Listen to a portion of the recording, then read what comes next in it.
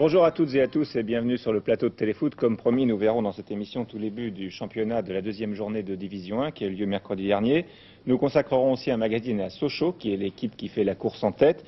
Il y aura de la poésie dans ce Téléfoot avec un poème écrit et dit par Lucien Leduc. Ça concerne évidemment le football.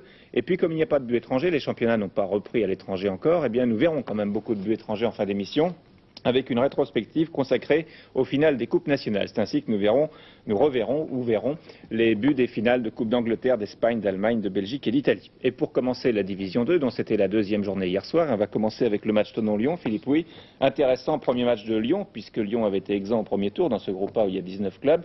Lyon qui retrouve la Division 2 après une bonne trentaine d'années, je crois, ou pas loin, et entraîné par Robert Herbin. Oui, cela fait exactement 29 ans, puisque je crois que leur dernier match en deuxième division remontait à mai 1954. C'était l'année où ils avaient été champions de deuxième division d'ailleurs. Et le moins qu'on puisse dire, c'est que ces retrouvailles avec la deuxième division ont été laborieuses, puisque les premières actions dangereuses sont apportées au crédit de Thonon. Celle-ci notamment, qui est amenée par Augustin, qui donne sur la gauche à son arrière latéral gauche Bécher. Tête de Ferry qui réussit finalement à écarter le danger, mais pas pour longtemps, puisque c'est Ondrus qui récupère le ballon au milieu du terrain, qui a bien vu la situation. Un petit passement de jambes, c'est bien fait, mais finalement il est fauché par Nikolic. Gros plan sur Ondrus, et oui, vous n'avez pas rêvé, c'est bien l'ex-vedette et capitaine de l'équipe de Tchécoslovaquie qui joue sous les couleurs de Thonon. Le coup franc maintenant, il est tiré de 35 mètres par Lazourevitch et s'écrase sur le montant. Topalovic revient de loin car là, il était bien battu sur ce tir de Lazarovic.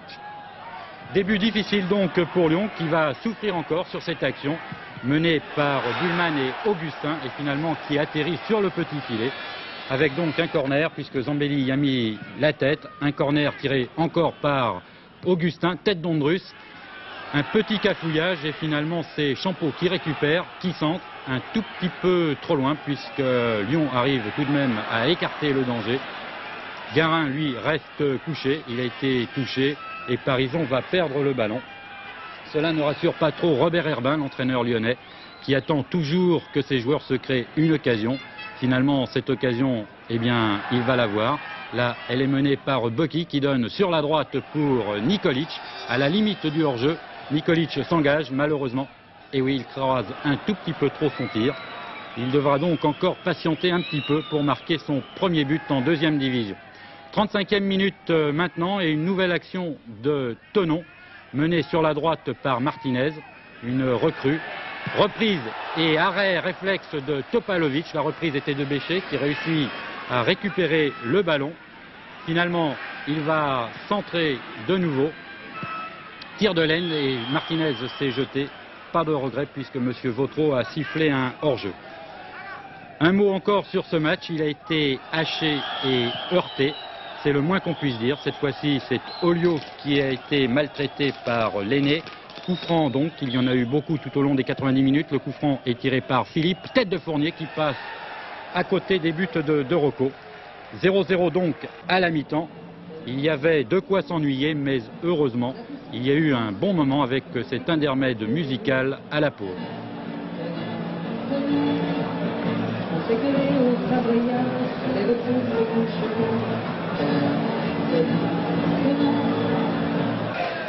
Retour au jeu tout de même avec Ferry qui a donné pour Ndioro, Ndioro pour Fréchet, Fréchet qui a bien vu Fournier s'engager sur la droite, Fournier qui s'avance, qui tire, malheureusement son tir heurte le montant, Ndioro peut reprendre et il choisit d'aller sur la gauche, il centre, mais c'est pratiquement terminé puisque tous les joueurs de Thonon se sont regroupés derrière et Fournier va être contré. Donc vous allez revoir cette action lyonnaise, pour une fois Lyon a joué rapidement, Fréchet a bien démarqué Fournier, Fournier a bien tiré. Pas de chance puisque son tir heurte le montant, mais Ndioro a peut-être commis une erreur de ne pas tirer tout de suite. Il va amorcer un dribble et finalement eh bien, il va se boucher son angle de tir. C'est dommage, surtout que les occasions de but ne sont pas nombreuses dans ce match, alors quand on en a une, autant ne pas la rater. Nouvelle faute de Philippe sur Augustin, coup franc bien placé, il va être tiré par Lazurovic. Et oui, Topalovic est trompé. 1-0 pour Thonon après 50 minutes de jeu. Les joueurs de Jean-Pierre Carayon sont contents. Ils tiennent là peut-être leur première victoire de la saison sur l'un des favoris du groupe. Et dans le cadre d'un derby, cela fait toujours plaisir. Mais Lazurovic a tout de même pas mal de réussite. Son tir, vous le voyez, est détourné par un défenseur lyonnais. Et c'est ce qui trompe le gardien Topalovic. Cette année, Thonon a une carte d'outsider à jouer, comme il l'avait joué il y a 2 ans. Le club savoyard a recruté quelques bons joueurs, Ondruch, je vous l'ai dit, mais aussi Parison, Augustin et Martinez, qui là vont être tout près d'amener un deuxième but. Une action qui s'est terminée par un tir de Champeau. Malheureusement pour lui, son tir était un petit peu trop mou. Et donc Topalovic a pu sortir la balle en corner. 77e minute maintenant. Et une nouvelle faute. Cette fois-ci, ce n'est pas Augustin qui est accroché par Philippe, mais le contraire de tout à l'heure, qui avait donné donc l'action du but. Eh bien, regardez bien, ce coup franc, il est tiré par Fournier, Olio, tête de Fournier, reprise de Ferry. C'est le but de l'égalisation, 1 partout. Lyon a préservé l'essentiel, disons, cela aurait été dur pour eux et pour leur morale de commencer par une défaite. Et sur le ralenti, vous allez voir qu'ils sont bien aidés par le gardien de Rocco, un ancien lyonnais, qui sort un petit peu et qui passe à côté de la balle. Reprise de la tête de Fournier et reprise des buts de Ferry. Et c'est ce qui permet donc à... Un match nul à l'extérieur, donc un résultat positif. Thonon avait déjà un match de compétition dans les jambes. Il est certain que le début est toujours difficile. Il me semble que l'équipe de l'OL a su bien réagir. Et c'est l'OL qui s'est montré le plus dangereux en fin de partie. C'est donc que ces joueurs sont en condition. Maintenant, le nul me semble équitable. Bien. Est-ce que la première division reste votre objectif? Il me semble que c'est l'objectif de beaucoup de clubs en seconde division. Hélas, nous ne sommes pas les seuls et la lutte sera rude. Et vous pensez aller en première division avec un effectif tel que vous avez maintenant, ça vous paraît suffisant comme effectif? Écoutez, nous n'avions pas les moyens de pratiquer des renforts et nous avons été obligés de faire appel aux jeunes. Mais enfin, les jeunes ont beaucoup d'ambition, ont envie de travailler et je souhaite qu'ils s'épanouissent le plus rapidement possible. Jean-Pierre Carayon, vous êtes satisfait du résultat? Écoutez, je suis un petit peu mi-figue, mi-raisin, un petit peu satisfait parce que sur la fin on a beaucoup faibli et j'ai eu bien peur, un petit peu déçu parce que sur l'ensemble du match on a quand même fait l'essentiel du jeu et on aurait peut-être mérité un meilleur sort. La première division, c'est un objectif pour vous? Non, c'est pas un objectif. On a toujours dit que si ça se présentait, on accepterait d'y aller. Maintenant, on joue les matchs comme ils viennent en essayant d'avoir le meilleur classement possible sans avoir à l'idée de monter en première division. Voilà. Alors Philippe, oui, votre opinion, vous, Lyon est équipé pour remonter cette année? Alors sur le vu du match d'hier soir, disons qu'ils sont un petit peu inquiétants. Maintenant, je crois qu'ils ont plusieurs atouts, c'est-à-dire qu'ils sont déjà tombés dans le groupe B, c'est-à-dire peut-être le plus faible, le groupe A, pardon, ouais. Avec Nice et Marseille seulement comme principaux candidats. Mais c'est vrai que sur le terrain, Robert Herbin l'a dit, il va essayer quelques jeunes, mais il n'est pas évident que ces jeunes arrivent à remplacer facilement des joueurs comme Chiesa, Aymon ou encore Domergue. Bien, merci Philippe. Alors vous avez cité Nice, vous avez bien fait, effectivement. Les Niçois avaient bien commencé en faisant match nul à Marseille. Et ont-ils bien continué sur leur terrain en recevant Béziers? On va le savoir tout de suite avec vous, Frédéric. Oui, aux images. Oui, alors les Niçois ont pas mal commencé, vous allez le voir. C'était leur première de la saison au Stade du Ray. Une première qui se résuma d'abord à une histoire de pénalty. Et surprise, dans un premier temps, c'est d'abord Béziers qui va s'en voir accorder un pénalty. Sur cette action, Tur parvient à s'échapper. Il est fauché par Amitrano. Pas d'hésitation de la part de l'arbitre. Et enthousiasme chez les supporters de Béziers, mais enthousiasme prématuré. Amitrano détourne le tir de Jovanic. Toujours 0-0, donc après 20 minutes de jeu en deuxième mi-temps, mais Nice accélère. Ici, Larsson donne à Françoise, abattu sans ménagement par Patrice Cabanel. Cette fois, le pénalty est en faveur de Nice. Et même, vous allez le voir, s'il glisse au moment de tirer, ça ressemble presque à un tacle. Françoise n'imite pas Jovanic à 1-0 pour Nice. 5 minutes après ce but, Blanc et Marguerite ont remplacé Mingoal et Lefebvre côté niçois. Blanc, c'est lui qui adresse ce centre. Marguerite, c'est lui qui reprend après que Françoise est déviée. Et de 2 pour Nice. 85e minute maintenant, encore André Blanc. Encore Marguerite, mais sa reprise de la tête est contrée. Alors c'est Larsson qui conclut. Score final donc 3-0 pour Nice. L'ensemble des résultats de ce groupe A, donc avec cette victoire 3-0 de Nice contre Béziers, a souligné la victoire de La Roche-sur-Yon qui est nouveau promu aux dépens de l'Olympique de Marseille qui lui aussi vise la remontée en Division 1. 2-0 pour La Roche-sur-Yon. Coup de chapeau donc à cette équipe nouvellement promue en Division 2. Victoire à l'extérieur de Grenoble. 3-1 contre Martigues et sévère défaite de Cannes qui fait partie aussi des favoris de ce groupe A. 3-0 à Libourne. Une seule équipe a fait le plein de points après 2 journées, c'est Grenoble avec 4 points. Deuxième, Nice, Guignon et Limoges avec 3 points. Alors nous passons maintenant au groupe B. On avait été beaucoup impressionné lors de la première journée par le carton du Racing, 7-0. Et puis, bon, on cite Mulhouse, bien entendu, qui avait gagné au Red Star. On cite Reims, Le Havre et Tours, que nous verrons tout à l'heure. On va continuer avec vous, Frédéric, en voyant Reims, Le Havre et Valenciennes Racing. Et on va se rendre compte que pour le Racing, ça continue d'aller très bien. Et que pour Reims, ça va pas mal non plus. Pas mal non plus. Et sur leur terrain, les Rémois se sont laissés surprendre par Le Havre en première mi-temps. Le caméraman aussi, nous ne verrons pas le but qui a permis aux Normands de mener jusqu'à cet instant. L'égalisation est signée Gianetta après 50 minutes de jeu. Un peu plus tard, Zorzetto, sur la droite, prend le relais de Bertolino. Il adresse un excellent centre. À la réception, le Polonais Rosborki. Petit amorti, petit lob. Et Reims mène par 2-1. Pas pour longtemps, 6 minutes seulement se sont écoulées quand Gonfalone alerte Martet, qui de la tête remet les deux équipes à égalité.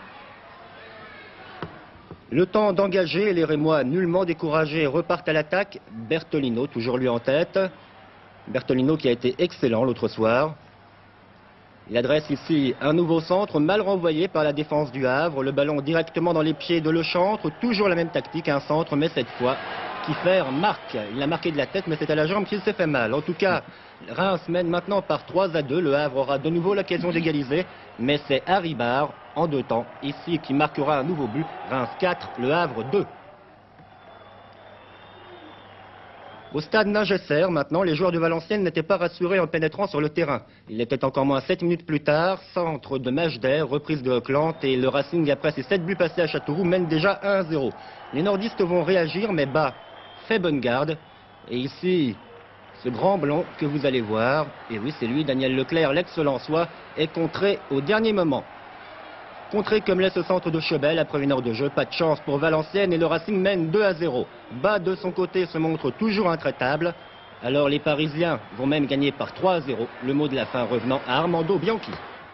Alors le Racing donc qui marque 10 buts en 2 matchs, c'est très impressionnant, qui avait marqué 7 contre Châteauroux, vous l'avez rappelé, et Châteauroux qui mange son pain noir en début de championnat, et bien recevait hier soir Tours, qui est l'un des autres favoris, Tours qui descend de Division 1, en ayant perdu quelques joueurs comme Guy Lacombe ou Nice, mais aussi bien renforcés comme vous allez le voir. Les Tourangeaux sont en maillot bleu. C'était une sorte de derby avec 4000 spectateurs présents hier soir au stade municipal de Châteauroux. Et corner pour Tours, nous sommes à la 4e minute de jeu. Corner tiré par Polagnoc. Et premier but signé Furlan. 1-0 au bout de 4 minutes, c'est dur. D'autant que 2 minutes plus tard, oui 2 minutes plus tard simplement, eh bien les supporters tourangeaux qui étaient venus nombreux vont avoir encore une occasion de se réjouir.